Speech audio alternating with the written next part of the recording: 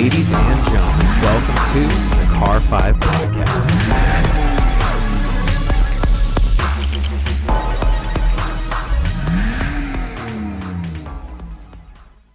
What's going on, everybody? Thank you so much for joining me today for episode number 152 of the Car 5 Podcast. You guys know me, of course. I'm your host, Joshua. For today's episode, very exciting news. We've got a brand new update from Mr. Gordon Murray and his team over at Gordon Murray Design regarding the F1 placement that they're coming out with, the T.50 or the T.50, however it is that you say it. Now, this has been a long time coming. We've known about this car for a long time now. In case you actually haven't seen the previous episode we did, go ahead and go back into the channel a little bit, in which we talk about the T.50, which is going to be the F1 replacement. And this is a car that's going to take the automotive world by storm. This car is such a big deal. Unless you remember, to show you the caliber of the cars that Mr. Gordon Murray creates for his vehicles, the McLaren F1, his previous vehicle, used to be the fastest car in the world. And they are so valuable at auctions. They're selling 12, 13, 14, 15 million dollars. And if I remember correctly, I think one sold for almost or right about 20 million. That's how much his cars appreciate in value and how much I just desire that they hold for car collectors. So this is a big deal. So every time we get an update regarding the next vehicle from Mr. Gordon Murray, the T.50, of course, we gotta know about it. So we already do know certain aspects of the T.50. Just as a refresher, we do know it's gonna be extremely lightweight.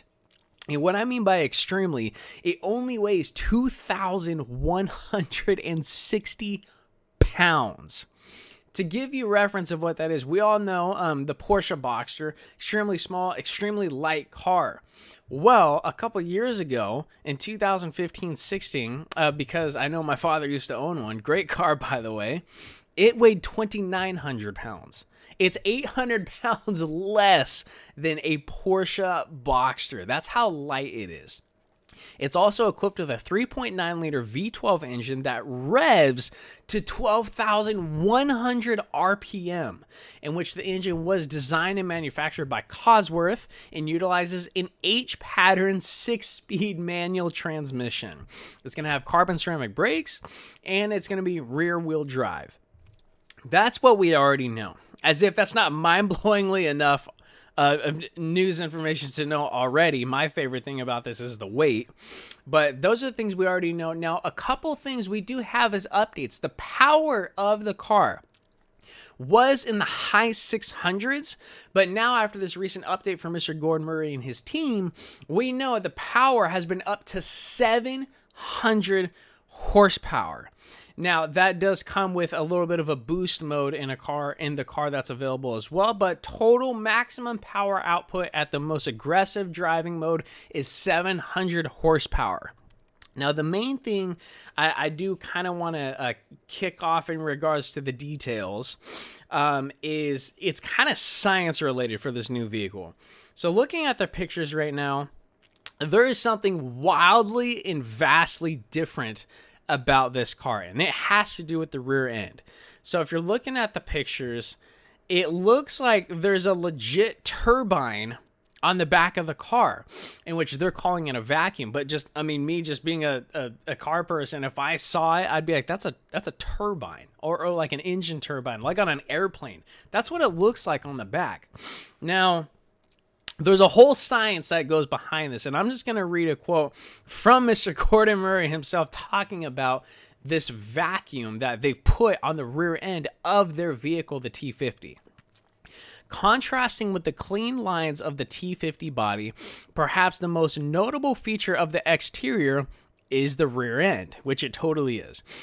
Which they then continue to say is dominated by a 400 millimeter ground effect fan, part of a unique airflow management system. Coupled with active underbody aerodynamics and dynamic rear aerofoils, the revolutionary aero system enables the T.50 to achieve considerably more aerodynamic performance and control than an unconventional ground effect supercar, contributing to unrivaled driving experience. Now, looking at the picture as well, because there's a picture that goes along with this quote, with this kind of science that's going on. The airflow that enters the car is sucked in and then pushed back out, basically creating this fan. Basically will suck in air and then push it back out, almost like a thrust effect. But because it's sucking air in from the air that's going over the car, that's creating downforce because it's pulling the air down. But then it pushes it back out for literally a pushing effect. It's very different. And as they're additionally saying, rewrites the rule book for road dynamic cars. So as the airflow enters, it's going to be directed into the fan and then pushed back out. So because the air is going over the car and it's entering into the car legitimately, that's air pushing it down, going to make it more aerodynamic. But because of that fan, it's pushing it back out. So it's a whole streamlined effect. This is potentially one of the craziest things I've ever seen for aerodynamics. And the thought process that had to have gone into this is just genius. It's pure genius. But again, that's the brilliance of Mr. Gordon Murray. So that's the main point I want to hit on for this episode is, what are your guys' thoughts? There's still a couple things to go over, but what are your guys' thoughts on this fan effect or vacuum or turbine? To me, I know they're saying fan, I'm just saying, to me it looks like a turbine. But what are your guys' thoughts, and what do you think of using fan assistance to not only, assist the car aerodynamically, but then to push the air back out for more performance? I think it's brilliant, man. That is incredible.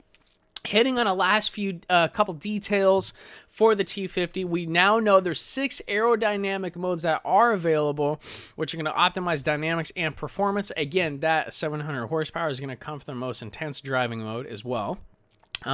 Almost all 100 of the T.50 cars being built by Mr. Gordon Murray and his team are already accounted for, with the majority of them going to the United States and Japan. Now, if I'm reading this correctly, there's actually a couple left, so I don't know how you would get on that list to get one, but if you are and you haven't gotten yours yet, go ahead and do so.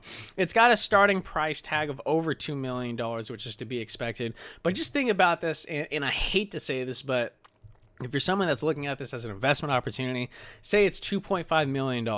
Look at the history of Gordon Murray's cars before the McLaren F1 selling between $10 and $20 million. Just from an investment standpoint, beautiful.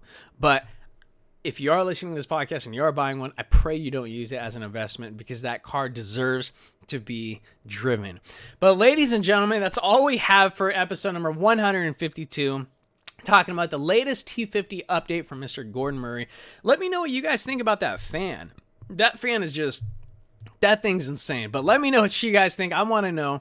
Follow on Instagram, like on Facebook. If you guys are checking out the podcast for the first time, thank you so much for stopping by. Feel free to head over to the YouTube channel and then just browse around. If you guys see what you like, hit that subscribe button. If you don't mind, leave a like on this video as well. If you ever need anything from me, just shoot me an email. info@car5podcast.com. It is the holiday and Christmas season, so check out the link in the description, www.tog.com, your guys' go-to source for the best car merchandise out there.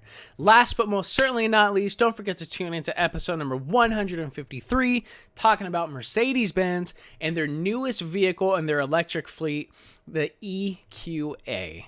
Thank you so much, everyone, for tuning in. Please remember to drive safe and have a fantastic evening. Thank you.